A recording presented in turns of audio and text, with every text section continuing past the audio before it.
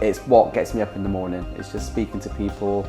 And as a visitor, sometimes you'll come in and you'll be involved in it. I think that's one of the most amazing stories I've heard. I even went to a customer's house yesterday who he's not very well. He lives in Trowbridge, and I actually drove there because he was missing some of the stuff that he buys from me. But most people in my shop, regulars, get to meet each other in the shop. But they both set up a standing order into my bank account while COVID was happening and we were closed and not trading properly for the amount of money they spent. And that was an amazing thing. For me, I was so touched. I think that's why you've been successful, 16 years. You know, I'll be 67 when that happens. Well, nice to meet you, Rosario. Hello, how are you? So, I'm very good, thank you. Thank you for taking the time to sit down with me. Really appreciate this. I will say I've been to your place before. You've got a nice coffee shop in Bath. Your paninis, absolutely amazing. I think I've never had a panini this good. And normally, I go for a good panini. I think the closest panini I've ever had to it was one from the Grumpy Baker. Okay. In Bath. Okay. But anyways, enough about me. We'll focus on you for now. Okay. So we're basically going to focus on three main things: the past, the present, and the future. We're gonna start with the present for now.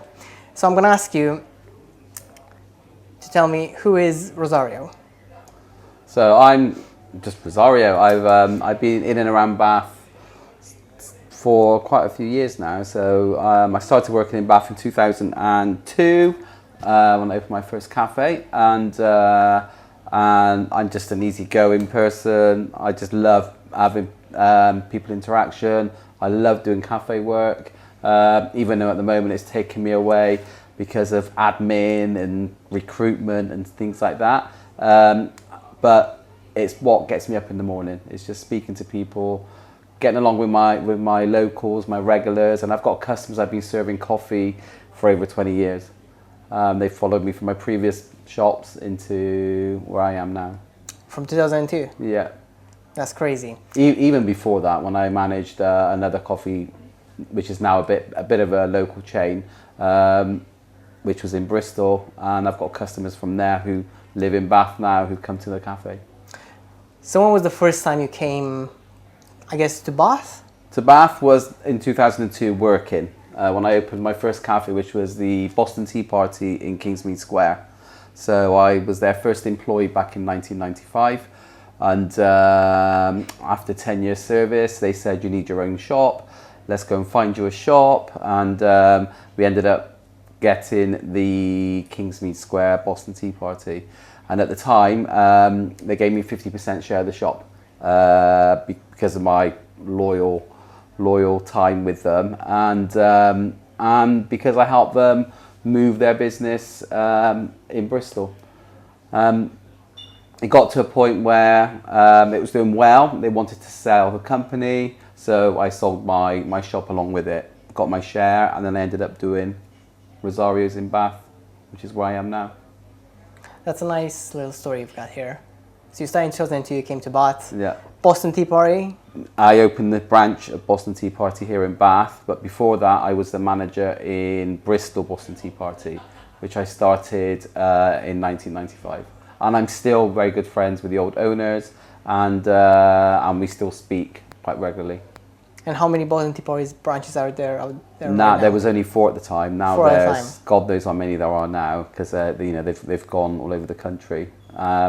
The owners are Bath based, and they're still doing really good things, and I still enjoy visiting them. That's cool. Boston Tea Party is a nice place. Yeah. I've been there a couple of times. I like some things on the menu. Yeah. Not everything, but some things on the menu. There's a nice company. I like their ethos. I like how they operate. They've done amazing things with it. And they're very successful. I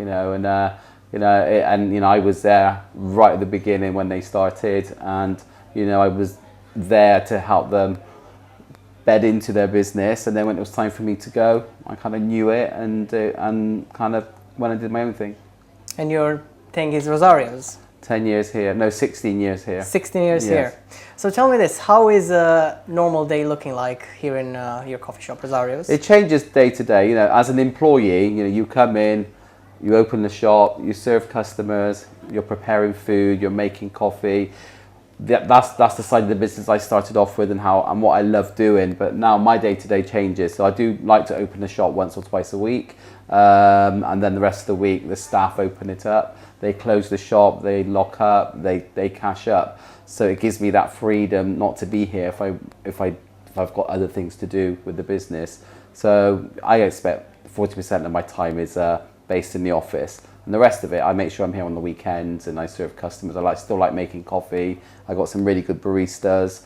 I got some really good staff with excellent customer service, and I've got a nice bunch of chefs working in the kitchen, and they're doing fantastic things, and and they're helping me evolve a bit more. You have to change things every now and then. But serving customers is what I love doing, and I love just sitting down. My staff tell me off most of the time because instead of working on the shop floor, I end up sitting down with the customer, end up having a chat with them and catching up, and then I end up doing no work. But it's fun. That's just part of my job, and part of why I need to be here is to be with my locals and my customers. You know what? I can relate to that. I think through my placement year, because right now I'm not in my placement. I'm a full-time developer with a company in Bath. During my placement year, I think one thing about me that maybe was getting a bit out of hand was just sitting down with people and having a chat and forgetting that there's actually work to do. Yes. And would tell my team wouldn't necessarily tell me off, but they would encourage me. Well, my staff do. They'll just say, "Come on, we got these things to do." And that's a good thing. 'Cause they give me a cue to leave the customer to go and do stuff. But even when I'm not rostered on the shop floor, I'll come down and just sit with people. I've got a relationship with these people, and I know, we catch up on family stuff and what they're doing and what their next holiday is, and also they give me feedback about the staff. They tell me who was great and who's made their nice coffee. So it's really important to talk to people who visit your business on a daily basis. It's part of their living room, so it's I'm part of their routine. They get up in the morning, they do what they got to do. They'll come and have their coffee and breakfast, and then they go home and they'll do exactly the same thing tomorrow. And it's good. It's good. So I'm getting from you is that even though 40% of your time is being spent in the office and doing the admin work, the thing you enjoy is sitting down with the actual customer, which you've become friends with now, right? Yes, totally. And people expect me to be here because it's part of their thing, But also on an equal basis, some of the team have got a great following with other customers as well. They enjoy their coffee being made by a certain barista. They'll come in, and sometimes, depending who's on the coffee machine, they might come back later. It does happen. You do see it. I've had customers say, "Oh, I prefer Fausta's or Latif's coffee than mine." And that's because everyone's got their own touch. We can all make a coffee the same way, but we all put our different spin on it, and people. But also, as a person, you enjoy coffee being made by a certain person. It kind of happens. That's very interesting. So tell me about this then. Because the way I see it, right? You go to the coffee machine, you press a button, and then coffee comes out. Yeah, doesn't work like that. Doesn't work like that. It's a lot more to it. To it. It takes a few things to make a good cup of coffee. And an important part is the person making it. But also the person making your coffee needs to know how the machine works. They need to check the grind on the coffee. Okay. They got to make sure it's flowing at a certain speed. There's a lot to it. And we time our shots every 30 minutes. We weigh our coffee and we time our shots. Most places will do it every time because we do a lot of volume of coffee. We don't weigh every single coffee, but we do actually time and weigh every 20 to 30 minutes because coffee absorbs moisture. If it's hot or humid, it changes the grind of the coffee, so you have to adjust it on a regular basis. And our coffee machine being near our front door, we get the elements, we get a lot of different temperatures coming in and out of our shop all day long. And when the shop's full and busy, you've got body temperature in there, so it changes. So you have to check your coffee quite regularly. So it takes a certain person and a certain skill and training to get the coffee right every time. Yeah, I'm a bit confused about that. I'll be Unless you honest. buy a bean to cut machine and you just press a button, that does everything for you. Yeah, You know, right. but then again, you're not controlling how No. good that coffee is going to be. Also, the coffee you buy and the beans you use make a massive difference. I got my own blend, my own beans, and they're roasted by DJ Miles in Porlock. Me and my friend Ben, who used to own the Boston Tea Party until he sold it, we came up with this blend ourselves with DJ Miles, and it's blended the Italian way. So it's got a bit of Robusta in there, Arabica bean, and it gives us the crema, the flavour, and the oomph for coffee needs to taste nice. Am I right in thinking that you've learned how to do all of this from living in Italy? So yeah, I started making coffee at 10 years old in Sicily. My father had a cafe bar, and that's where it happened. I used to get up at 5 in the morning, go make coffee, go to school, I come back, make more coffee, homework, bed. Literally that was it, Sicily. I kind of had Sundays off normally, so I went out with my friends, and that was it. But it gave me a good initiation into work. It gave me some discipline. I think I can honestly say I probably worked since the age of 10. Since the age of 10. Since the age of 10, okay. Let's look into that a bit more then. So, my next question was going to be around how have you got to work in this business of hospitality and in the world of coffee. And I think you've kind of touched upon working from the age of 10 with your dad. Yeah, that's it. So take me from there. How did you actually get into the world? That being the starting point, how did you get to continue in this world of hospitality and coffee? So we came back to England from Sicily when I was 14, 15, around that time, and I went straight back into school and did my school. During my time at school, I still did part-time jobs. I worked for a telesales company. I looked older than my age, and they employed me, and at the age of 14, 15, I was earning a couple of £100 a week, which was a lot of money in those days in telesales. I did that, and then left school, worked for local government, and I was enjoying socialising, so I needed a bit of extra cash. And Boston Tea Party were advertising back in 1995, which was when they set up the company.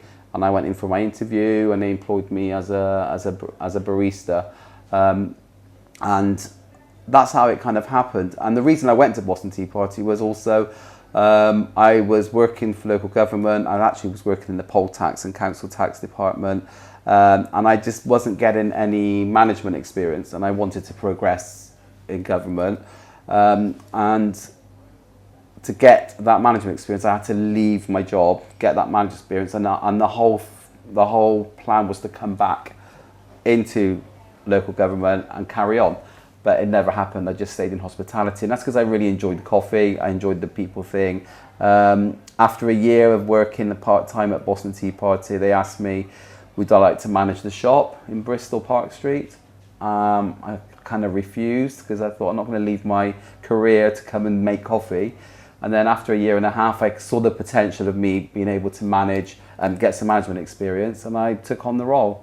And I got to be honest with you, they were amazing people who took me on, and they really developed my managerial skills and the ability to run a business, really. So coffee was great. And then as an operations manager, I ended up being an operations manager for Boston Tea Party, and that was great as well. I was travelling around a lot in Devon, Bristol, Exeter, but I was missing the people contact. And that's why I kind of left the role and doing what I'm doing now. And Rosario's, how did you actually get to open Rosario's? You touched upon it on the beginning. Yeah, so basically, after my operation manager's role at Boston Tea Party, and I could see the company growing and it was changing, and I kind of felt a little bit out of my depth. I'm not a very corporate person. I'm not into big companies. I just like small independent things where I can make decisions. And another thing probably is that I don't like to be managed, and I like to kind of not be managed by someone, so that's why I have to be my own boss, kind of thing. So it got to a point where the company was growing, it was getting bigger and bigger and bigger. I was a bit more out of my depth. I did what I could, and they were great. They really looked after me. And I were handed in my notice, and I was going to have a little bit of a break, maybe go back to work in that office, because I thought hospitality is quite tiring now. I'm getting a bit older. I can't be bothered. And then Ben, the old Boston Tea Party, met me in Bath, and he said, I think you should take this on, this building in Northumberland Place. And I just said, I don't want to do it, and I don't want to spend the fund. He said, no, we'll do it. It's yours, but I'll help you, and you must open a Rosario's. And here we are. And here we are. Yeah. It's kind of happened by default. It wasn't planned. It wasn't planned. I was planning to do something totally different, come out hospitality. You know, my knees were hurting, running around all day and staying on my feet. And but he said, what else are you going to do? This is Ben from Old Boston City. I said, I don't really know. He said, well, I don't think you can really do anything else, because you've been in this industry for so long. It's going to be hard for you to start from scratch, and you need to be your own boss. So he helped me set it up. So he did all the legal stuff, and you know, helped me set it up, and it was great. And it's the best thing I ever did, to be honest. I'm glad you're saying this, because I think, looking at myself, I'm 24. Mm-hmm. I already have that mindset that I don't want to be told what to do. Mm-hmm. I'm working for a very nice company. Yeah. They are self-managing, flat structure. Yeah. We don't really have any bosses apart from the regular. We must have a director in the company because of laws. And that's nice, that's cool. But even now, I realize that I don't want to be managed. Mm-hmm. And I think it's mainly coming from a need, desire to be able to set my own direction, set my own vision. And if I disagree with something, say it out loud, and not be able, well, not necessarily be scared, because I'm not necessarily scared of doing that, but be able to set that direction and just do it, rather than waiting on someone else to say, right, we're going to do it this way. Yeah, maybe. I agree, because I think at your age, you know, you've got energy, you can afford to make mistakes, because you've still got a long way to go before you have to be, you have a lot of time to fix things if they don't work out straight away. You know, because this wasn't plain sailing, you know, doing this in the beginning. It wasn't actually called Rosario's in the beginning. Oh, no. No, it was called Roscoff Deli Limited, because it was going to be a bit of a deli and everything like that. But then the coffee and the cakes and the sandwiches were selling, and we didn't have room for the deli bit. And like, we struggled to like make a decent income for a couple of years. And then someone said to me, do you know what it is? The name is not right. I said, well, what can I call it? And they said, well, I think it needs to be called Rosario's. And I said, why didn't you call it in the beginning? And I said, if it felt like a greasy spoon kind of foreign name cafe, Rosario's. And I was like, I didn't want to put that on the thing. I want it to be a bit more sophisticated. But they said the cafe's Rosario is you, so you have to call it Rosario's. Actually, most of your regulars call it Roz's Cafe or Rosario's. Let's go to Rosario's. And that's what we call it anyway. We don't call it Roscoff, we call it Rosario's. We're going to go to Rosario's, and that's what made me do it. And then somebody came in who was a bit of a designer, interior designer, and he said, you need to change your colour as well. Once you change your colour, you'll see the difference. And I'll be honest with you, by changing my name, the business, and changing the colour of the premises, literally year 3, we started flying. It was brilliant. Is that when you changed it to red? So we got rid of the red on the walls. Oh, it was red on the walls? Yeah, in our main shop. And then we changed it to a dark colour. And it just became that colour you see outside. Yeah. That's the colour we painted inside. And it just changed the whole feel of the business. It made it a bit more sophisticated. It was warm. And people thought we were a new business as well. And they were going, there's a new Italian down the road in Bath, and it's like, it's still the same shop. And the other thing that really helped was bringing in some more authentic Sicilian cakes and food. And that's the way Rosario's is now. So a Sicilian cafe with a bit of a West Country feel to it, because we're in the centre of Bath, we're in a tourist area. Tourists going to want a full English breakfast. So even though we're an Italian cafe, we're putting full English breakfast on. and that's what we kind of do. We don't do a load of other stuff that's English, but we do that, and then we got some tweaks with some Sicilian products. What's the best-selling Italian product you have? So the best-selling Italian product at the moment is probably our arancini. We get them made in Ragusa in Sicily.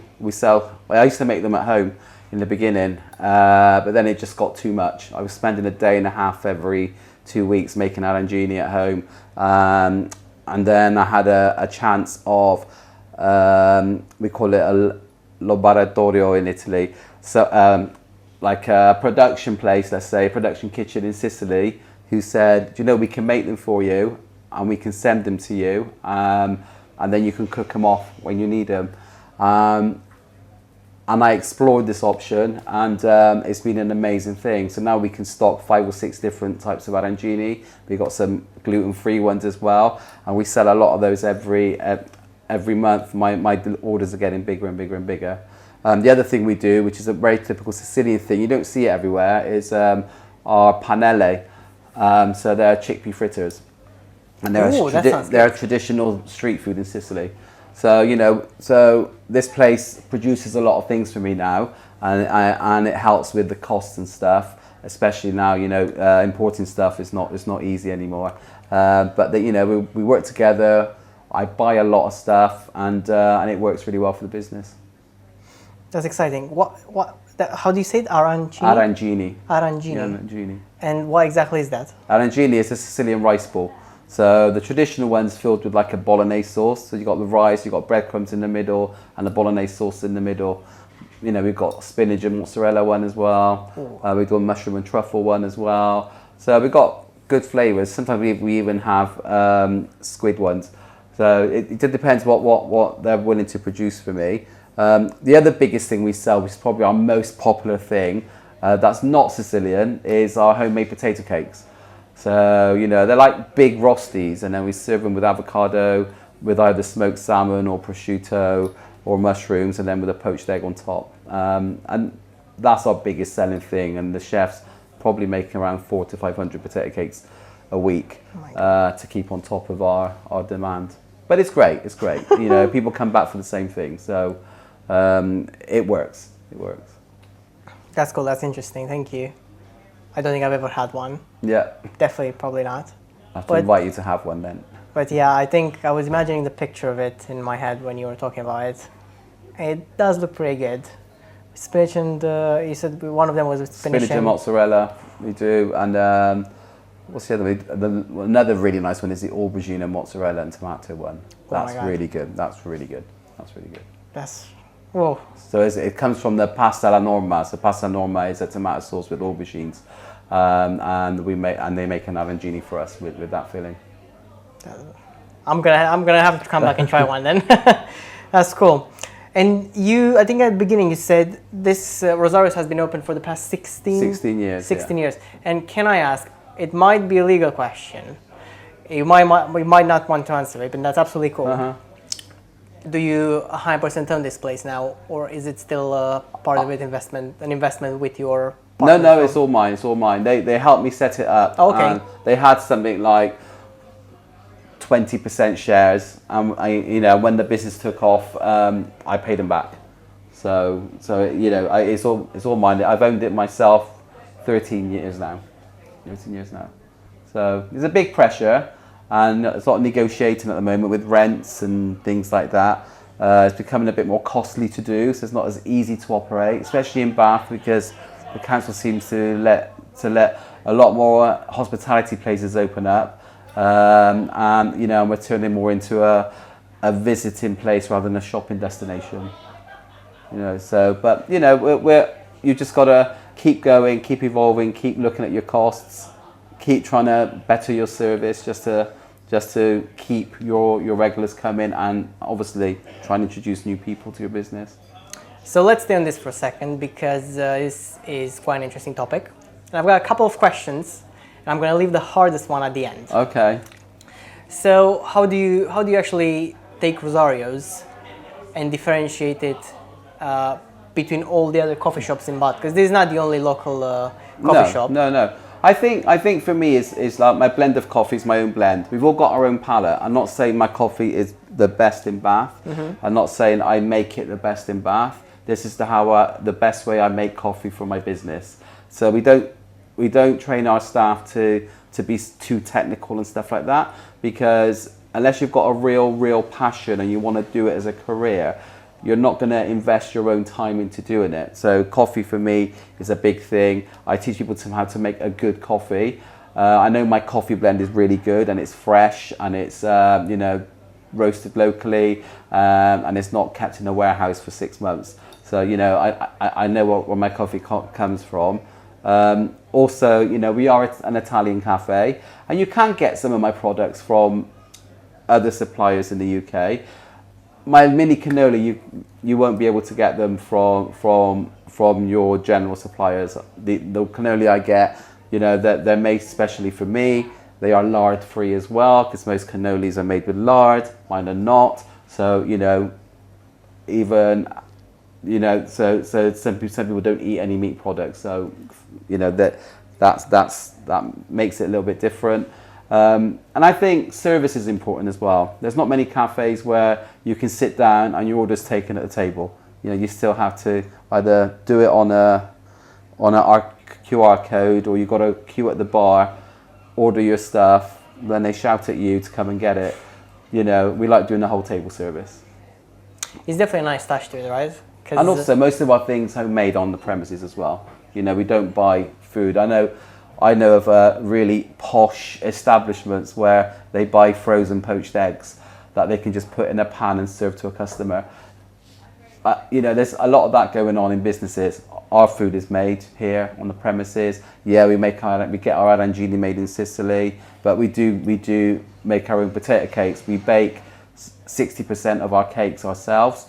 Some of our Sicilian cakes are made in one place in Sicily, and that just keeps the cost down. It makes sure that it's consistent and it's authentic as well. A lot of thinking is going through. It has gone in this place. Yes. That's really cool. So, I guess a difficult question I wanted to ask you. I've asked actually, it's not necessarily coming from me. I've told everyone that I'm gonna sit down with the person who owns Rosario's, and so I've got a couple of people to ask you some questions that might be interested in. So one of them is Wasim. He's working with me, and he was interested in. This is a difficult question. He's interested in the business side of it. Yeah. So you've touched upon a couple of things. So number one is some of your products are coming exactly from Sicily. Yeah. So that means you're probably paying some sort of a tariff. The tariffs are probably affecting you. Then obviously you've got the local businesses that are around Bath as well. And the third thing you've mentioned was the council in Bath. They are starting to allow more people to come into the space.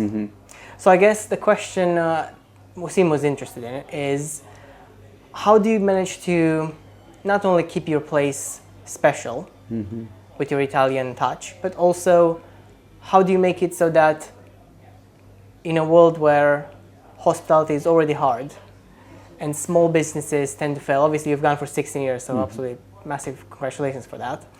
How do you make it profitable as well? How do you keep staying in this world?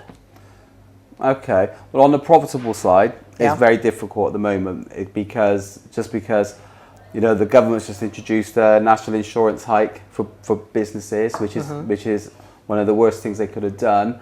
My business alone, I paid £17,000 last year on top of the staff wages for national insurance, and now I've got to find the extra now this year. That just drives prices up. Also, being in Bath, in this market, you've got to charge what the product's worth, but you've also got to make sure that you're not overpriced, because a lot of my customers, probably like 60% of my customers are locals. I can't just put my coffee up to £4 like a lot of these new chains or these new businesses that come into Bath do. The trendies will go there because they're brand new, etc., and I'll pay £4 for a coffee. I have a lot of customers who say your coffee's too cheap. I think I'm competitively priced. I don't want to charge £4 for a latte. I don't think my locals are ready for that. you know, I will have to put a little bit of an increase on it.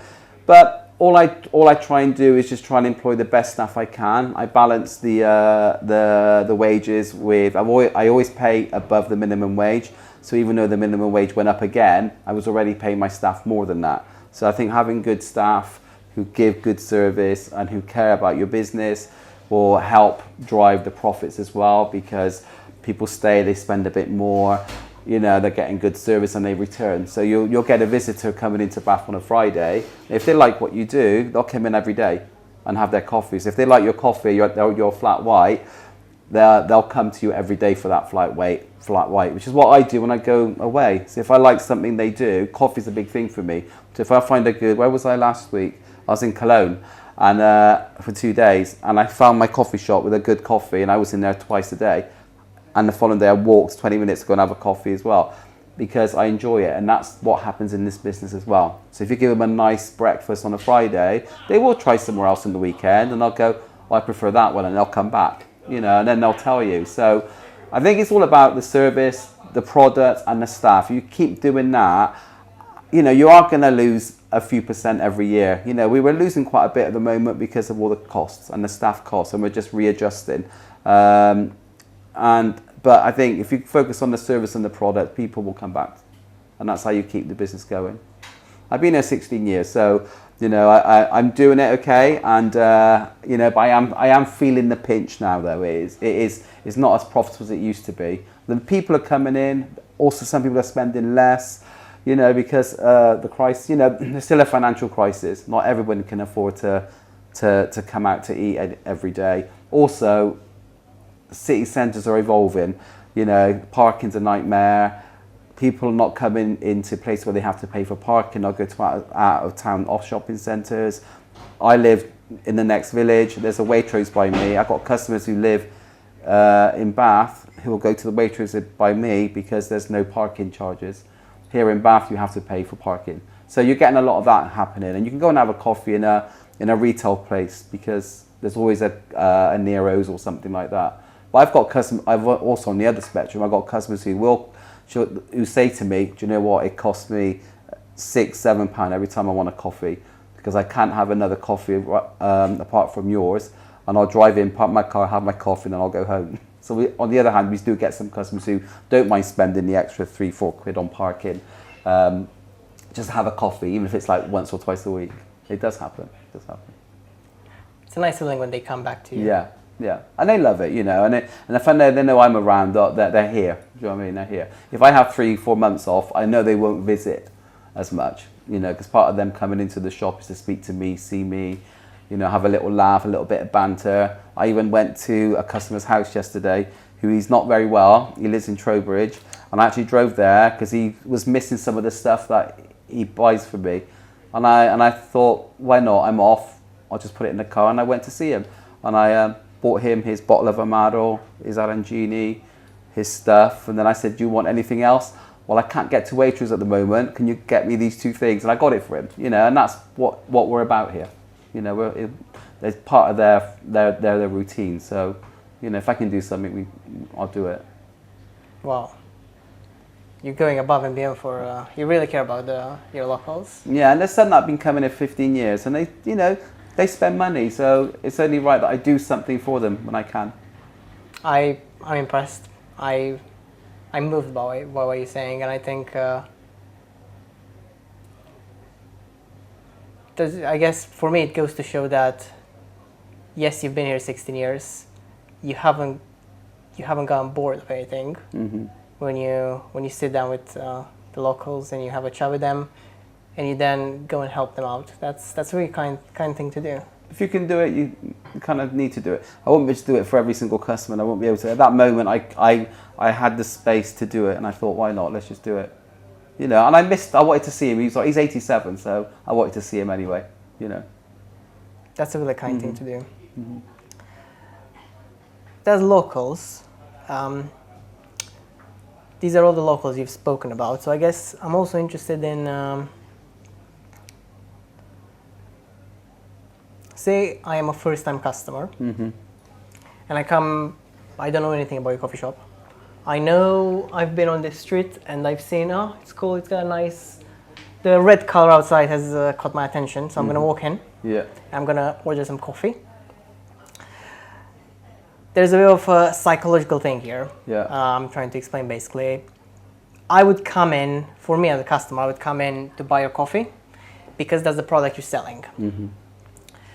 But businesses normally sell, not necessarily a secondary thing, but they're actually selling something else. For example, say a really big company, probably a really big clothing company, Balenciaga or Gucci, even though they're selling bags or shoes or stuff like that, they're actually selling status.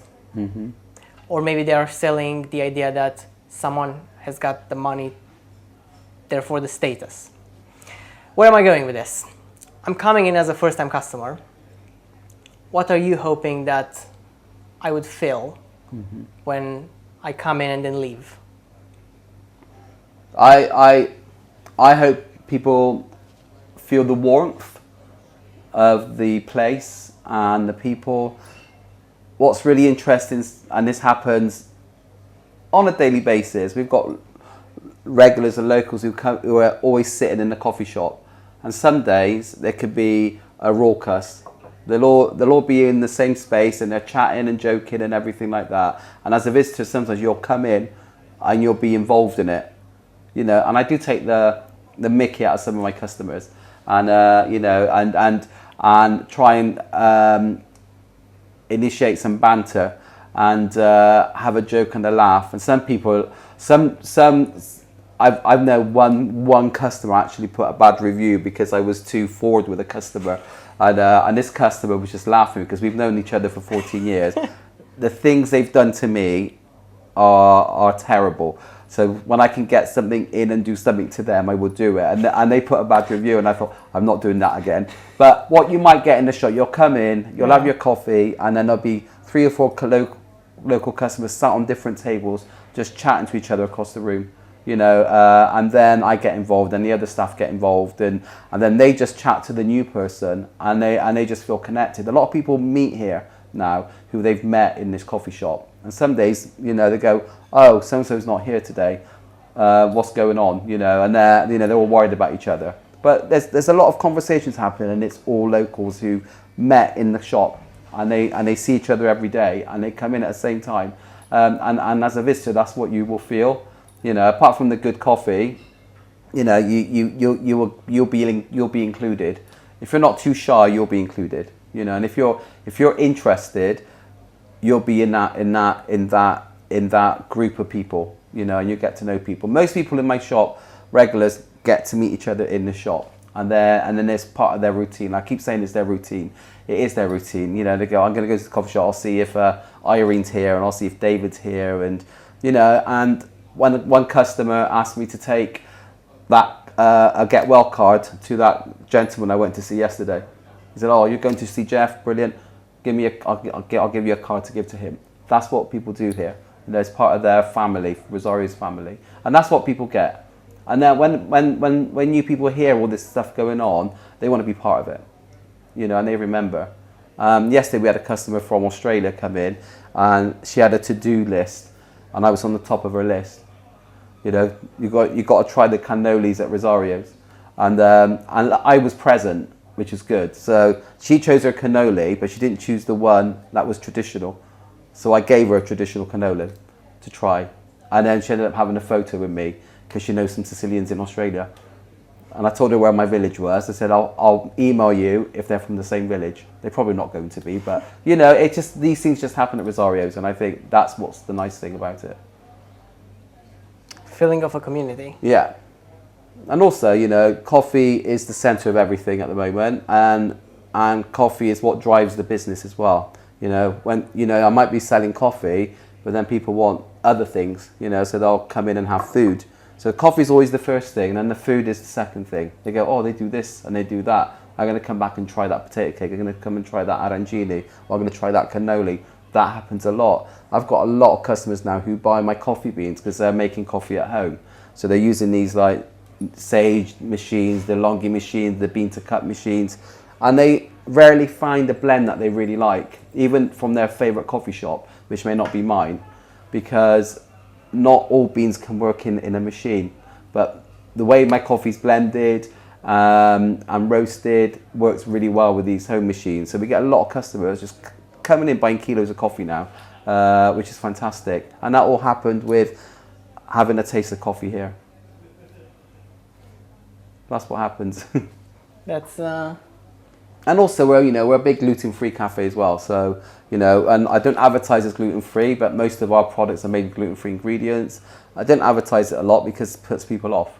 If you're a gluten-free cafe, you're not going to get somebody who thinks they're not going to get a normal dish. So I don't advertise it, but on the menu you will see it. And then we do like gluten-free biscuits and stuff like that. So I try and incorporate as much of the stuff that people want without going overboard and having too much stuff in the shop. Wow, thank you. Feeling of community and going above and beyond. That's, I think that's why, if me coming in not knowing much about Rosario's, and you telling me all about this, I think that's why you've been successful, 16 years. Because I remember during COVID we had two ladies. They were friends and they said, we don't spend that much in your shop, but we want to set up a standing order and give you what we spend normally in your coffee shop. And they paid me a direct debit every month, and it was something like, I think they used to spend £8 a week, one of them, and the other one used to come in once a week and have one coffee. But they both set up a standing order into my bank account while COVID was happening and we were closed and not trading properly, for the amount of money they spent. And that was an amazing thing. For me, I was so touched. And that drives you then to do other stuff for other people. And we sponsor a charity as well in Burma, and it's because we like to give back as well, in other ways. Wow. I think that's one of the most amazing stories I've heard. Thank you. Wow, I don't even know how to follow up on that. That's just what you've created here is probably one of the best things I've seen so far. Thank you. Feeling of community and showing people that not only you care, but because people like to be in their own worlds, individualistics. Yes. And that's fine because day and age, but at the same time, again, what you've brought here and what you've done with the place and and the community you've built is, I didn't know what, I had some sort of expectations before I came in, but nothing like this. Thank you. I can only do this with my team. I got a team who are amazing, and they work so hard. When things are busy, they just get on with it. Do you know what I mean? And we're very open with each other. They are free to tell me off if I'm not doing my job properly, because I could be sat down with a customer for too long, and like I said earlier, they'll just call me, we need you now, come back. Or I'm in the office doing something and they'll ring me and go, you need to come down and help us. They're great, and also they give me my own time off as well. I still, with the team I have now, I can go on holiday, I can have my 2 days off a week, and they run the shop for me. I don't spend all my time here now on the shop floor. My team does, and they care. And if someone joins the team that's not right for us, don't have the right temperament or the right personality, they'll tell me straight away. They said, they're good, or they just don't fit in with what we're trying to do. We're really hands-on. I clean toilets, I sweep floor, I do everything. I'm just a team member when I'm on the shop floor, and that's how I love to run my business. But the team does it. Without my team, I won't be able to do it. I bet, because otherwise you would have probably created this. That's it. Guys, congratulations. Thank you. Just congratulations. Thank you. Do you ever stop and think, wow, look where I am now? I'm very proud of what I've achieved, because there's a time in my life when I wasn't with my family, and I was kind of left in the world on my own, and I only got to where I am with the discipline that was instilled in me as a child from my mum and dad, which I totally pleased that they did that. But also the people I met along my journey. It was the Boston Tea Party owners that got me to where I am today, and that's why I'm indebted to them forever. They believed in me, they helped me, they invested in me. I'm only here for that reason. And that's two people called Ben and Nikki, and they're brilliant. They're really, really good. And Ben actually owns a cafe in Exeter called Tea on the Green. So he left the Boston Tea Party, tried to do other things. He was missing that people thing as well, and the coffee side of things, and he went back to doing it. And that's why I'm doing it as well, because he kind of pushed me back into it because he was doing it, and it was the best thing he ever did for me. So yeah. Thank you. For the next couple of questions I have, they're a tiny bit different than they're going to focus on yourself a bit more. Before I move on to those questions, is there anything that maybe I should have asked you about this story you've just told me that I haven't? Or is there something else that you feel like you might want to share?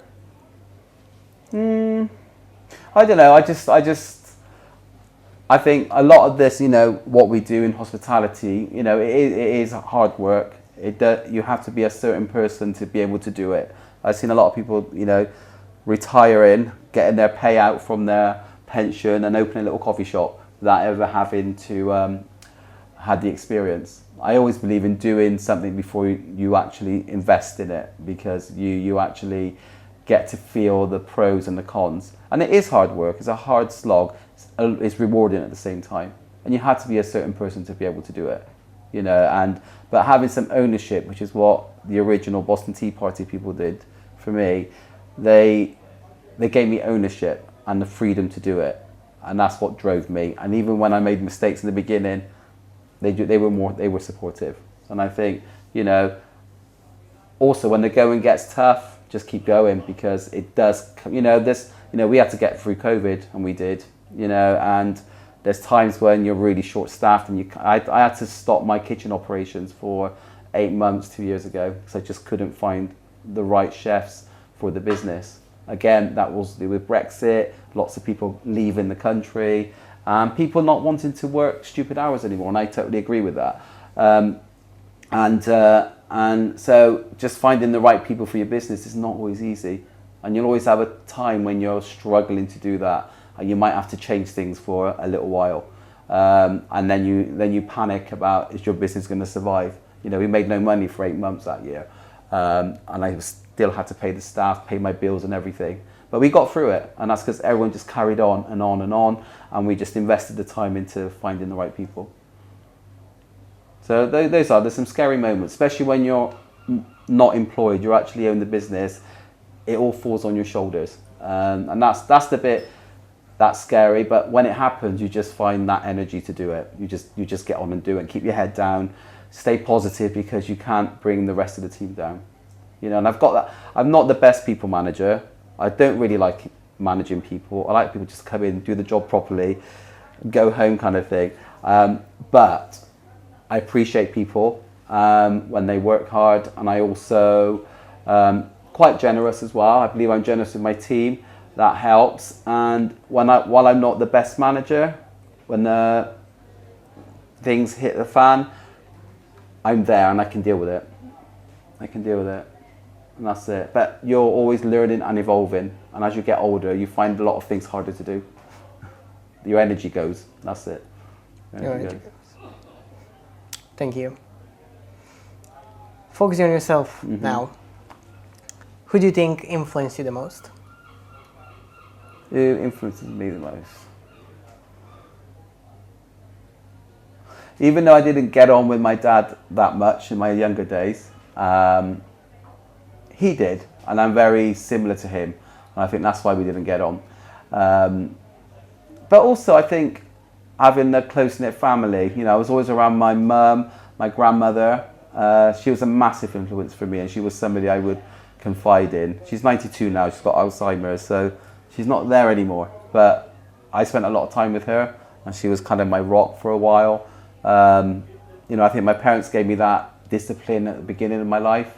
My nan was on the softer side, but she was somebody I could talk to and confide in. And also, my best friends. You know, when I was all alone, I met these people, and they're still in my life. And, you know, we've known each other for nearly 30 years now, and it is amazing. But I think it's the people I got around me. They give me the energy and the focus that I need, and also the honesty. If I'm not doing something right, they'll tell me. And also, when I've started my businesses, they were there and they worked for free. They just did it without being asked, and I got give them a lot of time. So I think in terms of business, Ben and Nikki, because they trusted in me, they believed in me, and they pushed me to be where I am. Discipline from the beginning, my parents, definitely. And then my grandmother, massive. She, I don't know, had a lot of love for her, she had a lot of love for me, and she's more of a friend than a grandmother. Yeah. And am I right in saying that it was her birthday the other day? I saw an Instagram post. That was my mum. That was your mum? That's my mum, yes, my mum. So that's when it was her birthday on Monday. Does she live in Bath? She lives next door to me. Yeah, she lives next door to me, so which is great. I got a young mum. She's 71. She's great. You know, we all pile around her house. She's got a massive dinner table, which is like probably the length of this room. And we're always there. We're there a couple of times a week all together. You know, it's one of those places you just open the door and walk in. Not just family, just friends do that as well. You know, and she's great. And she keeps us all together. You know, and she's very vocal as well. She'll tell you when she's not happy about something, which is great. Which is great. So yeah, it was her birthday, and we just went and had something to eat together, we had cake with her on Monday as well. So yeah, it's good. It's good. And your grandma, does she live in Bath or in Sicily? She's in a home in Clevedon, just outside Bristol. So she lived in Bristol for many years. Yeah. So I go and see her. Not as much now, just because she doesn't really know who I am. So I still go in and see her. And then my uncle goes in every couple of days. But she's been taken care of really well. So, you know, we're happy. But up until a couple of years ago, I was seeing her 2 or 3 times a week, and she was cooking for me, and you know, and I'd be cooking with her. So yeah, she's good. She's good. Has she been to Rosario's? She did a while ago. Yes, she just said, "I would never pay that much for a sandwich." That's all she said. Said nice cappuccino, but obviously I didn't charge her. Said, but I would never. She said it in a more rude Sicilian way. She used some Sicilian bad words when she said it. I won't repeat them in English, but she said, I'll never pay that much for a sandwich. But she's funny. She's good like that. They're old school. Do you know what I mean? They cook at home and they buy in bulk, and they don't go to coffee shops and, you know, spend £6 on a sandwich. You know what I mean? It just doesn't enter her mind. But as a grandmother, she was very generous with presents. Do you know what I mean? She wasn't like stingy at all. You know, I think she saved everything and then gave it out, kind of thing. You know, it's nice. That was her honesty. That was her honesty. Sounds like you grew up in a very nice family who cared a lot. And yeah, I got a good family. I got a very good family. Can't complain. Can't complain. There's a lot of us though. Too many sometimes. Yeah, I've seen some pictures on Instagram. That's why I'm only asking. So those are the people who have influenced you. I guess the next question might be a bit self-explanatory, but who has given you the most support or maybe a step up in Rosario's or in life? This is quite difficult because obviously I've had lots of events happen in my life, and I made a bad business decision not so long ago. About 9 years ago actually, and which kind of financially it cost me 1 or 2 friendships, but so there's 2 parts to this. Obviously Ben gave me the step up to come and do this, you know, because I'd probably just work in a boring old office or something, or not find the job I really wanted. Also at the time when I was setting up another one in Bristol with some people, and they weren't the right people for me, and I didn't. My gut said not to do it, and I still went ahead and did it, and I should have listened to my gut. But at the same time, my ex-partner, who was now my ex-partner, came along at that time. I met him and everything. And he saved my business, basically. He saved this business.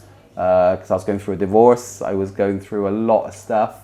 And I set up this business which wasn't right for me. I had to find a way out of it. And he came along and kind of supported me. And kind of steered me in the right direction. So I got, and I got to give it to him. That was Yuan. He was a good person to meet, and he still helps me here. He still does. He does the accountancy stuff for me. He was always the financial manager in my business, and for 10 years, and he's still here doing it part time. And he's doing stuff in Oxford now. So yeah, he was the one that gave me that lift up to realise that this was a good business here, and not to do anything else. Just focus on this. Does that answer it, do you reckon? I think that 100% answers it for me. Yes. Yeah. And obviously, at that time as well, I was back reconciled with my family. So it kind of, everything just came together at that point. And it was an important year in my life. And that was just before COVID as well. Just 3 years after COVID, when I moved next door to my mum as well. And it was just like, everything just came together. I'm happy for you. You've put a lot of work into this, and you deserve to be happy. I think you deserve everything good that is happening to you. And life kind of happens around me, and it just puts me in the right places in the end. Things just happen. I never planned to leave my council job and open and work for Boston Tea Party. That just came along, and I thought, I fancy doing that, and I need a part-time job. Life just puts me in places, and then it keeps me in the right place and in a safe place. So even though there's struggles along the way, which is part of life anyway, I seem to find my way again. There's a way to it. That's it.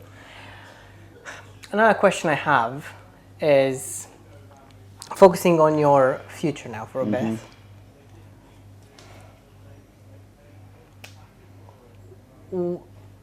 What do you think your success story is going to be? My success story. Where I am now, if I was in this place, let's say 15 years ago, my success story would be getting bigger and bigger and bigger and bigger and leaving Rosario out there somewhere. That didn't happen because of the business mistake I made. And also, as you get older, you don't have the same drive. You just want to enjoy all the stuff you didn't do. So my success story is probably not going to be out there in the massive world. Locally, it'll probably be known, and locally I mean the people who know me locally, customers who know me locally. I've got kids from customers who come into the shop now. They're all growing up. I had one kid that I used to serve as a child, ended up managing one of the Boston Tea Party stores that I was operations managers for. So Rosario is known a little bit out there in the community, let's say. My success story, I don't know. I think there's two ways of doing this. The business is gonna become something that will help a charity even more, or I'll be selling it and doing something else. I don't know. I don't know what my success story is gonna be yet. I had a plan a few years ago. I'll sell at Rosario's and open a little tiny shop so I can just manage it with myself and one other member of staff. My other thing I want to do a cannoli shop. And there's places in Bath I can just do that. And I'm just thinking, do I have the energy and the drive to do it? I don't know. I don't know. I don't know really. I don't really have I don't have an end date either. I've just renewed my lease for 15 years here, so I've got another 15 years. I'll be 67 when that happens. So I don't know. It'd be nice if one of the guys who works here takes it on and moves it forward, or makes a living out of it, or if I become rich somehow, I don't know. This will be, and I don't need the income from it. The money will literally just go to charity then. That's why I've always wanted to do something like that, is to have enough money to live and the rest can just go to a charity. That's what I would love to do. But with the business climate here at the moment, the government's decisions with taxes and rents and rates, and cost of buying stuff will always going up, and you want to pay the staff well. It's hard to put anything aside to achieve those goals. But you never know, I might win the lottery one day and I won't need that income, and then I can just do that. So either grow it and then give even more to charity, I'd love to, yeah. or grow it and hope for someone else to take over. Yeah. Maybe someone from internal or external. Yeah. There might open be, up your... there might be somebody who'll come along into my life who might go, you need to do this with this business now, and they'll help me drive it into a different direction. I'm happy doing what I'm doing. I like serving my customers. I like being around my team, and I've got another angle I've got to deal with now. I've got to store my own production of stuff from Sicily somewhere near Bath, because my middle person's going from London because it's becoming too expensive to hold my stuff. So I'm going to have to find a way of doing that. So that's going to take me out of the business a little bit. But then I can potentially resell that stuff to other cafes. So there is an opportunity there for me to grow the business, but I don't know if I want it. I'm 52 now. I want to see a bit of the world while I can, and enjoy a bit of traveling, because I didn't do it before. I just worked and worked and worked and partied in Bristol a little bit when I was younger. And it's time to travel and see the world a bit. There's two ways I think that you could go about this. I'm not going to go too much into detail, but recently I've read two very good books. One of them is called Built to Sell, which is very much talking about how you how you take a business and extrapolate yourself from it, so that you can have the business work without you. Mm-hmm. So that's one book that's very much talking about how you do that, and then how you might want to go about selling it, if that's what you want to do. So that's one book, and then there's another book called The E-Myth. Now, The E-Myth talks about a different route you could take, which is all about, it's looking at the success of McDonald's, for example, and how they've managed to build what they have built, and what we're seeing nowadays, which is a massive, massive franchise. And I'm only saying this because coming here, I was thinking, because you've done this for me, and hopefully you will have done this for people out there watching and being inspired by your story, locally or from outside of Bath as well. And I think that's the value you have provided to myself, but also them. And as I was coming here, I was thinking, how can I provide you with some value? I tried to find some information on you, but it's only limited information. Yeah. So now you and I have talked a bit. Next time we meet up, I'm gonna try and come sometime this week again, or maybe next week. But I'm gonna bring you those two books because I think those two books are really interesting. And depending on where you want to take your business next, I think they might help you. They might not, but I think for me, I think they were really two good books that really gave me a lot of things to think about. So yeah. No, thank you. Appreciate that. No worries. Before we wrap up, do you have any questions for me? What did you take out of this for yourself? This conversation. What's the thing that surprised you most?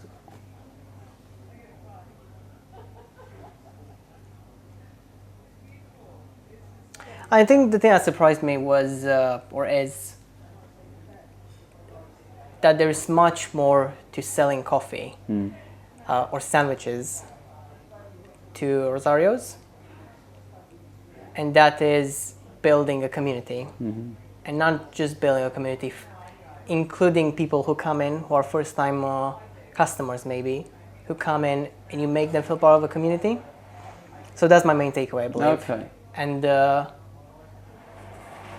I think that just goes to show that I don't see you a small business because you've been here for 16 years. So if a small business means the number of people you have or how mature you are, I think you're a very mature business. And you've built something great here. And you couldn't have done that, you said you couldn't have done that without your team. And there's a customer, there's a local side to it as well. So I think whether you go create your own business or you go work for another place, trying to create that sense of community is what drives. I think it's what would drive me forward, and I think that's the main takeaway for me. Okay, cool. Another thing that popped into my mind, and my staff say sometimes, why do you only charge so-and-so so much for a coffee? And there's some couple of customers that I just don't charge a lot. There are other business operators within the area. And I go, these people are my free marketing, because they come in every day. I might give them a coffee for just £2. But then they go and tell, if somebody asks them where to go for coffee because they're in our vicinity, they're going to come to me. And I have a laugh with them. And they go, do you want me to pay more for my coffee yet? I said, no, it's fine. I can still deal with £2 coffee for now. You know, or should I just give you 50p more now for a coffee? And that's happened as well. So I've got a few operators in Bath who I just like them. We talk. If I'm not having a good time, I can just talk to them. And I go, what are you doing about your rent? What are you doing about this? What are you doing about negotiating something? You know, and I'll give you advice and stuff like that. So we got a nice little business community as well, where we don't go to meetings and stuff to meet each other and go to breakfast, lunches. We just talk to each other on a day-to-day basis. I could be going to Waitrose to go and buy an apple for the shop, and I'll bump into someone and I'll just go, this has happened in my shop today. I don't know how to deal with it. And then we'll get together and talk about it. You know, but those people are my free marketing. Because some of them, where's good for breakfast? Or where's the coffee? They'll go, Rosario's down the road. And I go, oh, so-and-so from that shop sent me here. That happens on a daily basis, and it's a really nice thing. So that's just a pointer to somebody who wants to do something locally. Just look after your local operators as well, because, you know, the chains won't do it because, you know, the staff don't care as much because they're just a number, you know, but the local businesses care about each other, and they will support each other if they can. And I hope I can be that person for you now as well, That's because it. I've been here before. You got great paninis. I will try the actual probably Italian things as well. Yeah. And yeah, you've got a nice place. It's on a very nice street. It's kind of hidden away, which is kind of not. I like it. We've got people who walk around. I always don't go to the main squares for anything, even in Italy, because I know I'm not paying €5 for a coffee. I'm going to pay €1.30 because that's what it should be. You know, and I'll find that little coffee shop somewhere, and I'll have my espresso there. Yeah.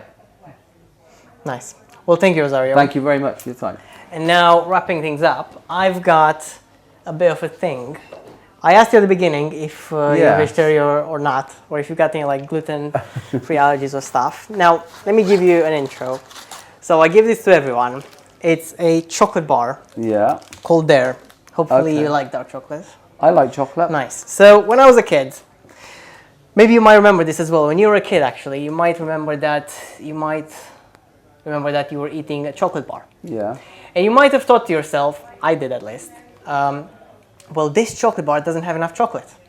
Okay. So obviously you eat the chocolate bar, you're satisfied, but for me it was always, I kind of want a bit more chocolate in this chocolate bar. It was only in high school, towards the end of it, one of my friends came up to me and said, oh, Luca, have you tried this chocolate bar? I was like, no.